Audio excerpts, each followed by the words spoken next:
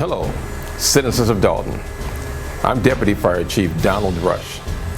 Thanks to the generous donation of the American Red Cross, the Dolton Fire Department and volunteers for the American Red Cross will be installing smoke detectors in our community on Saturday, August 13, 2016, between the hours of 9 a.m. and 3 p.m.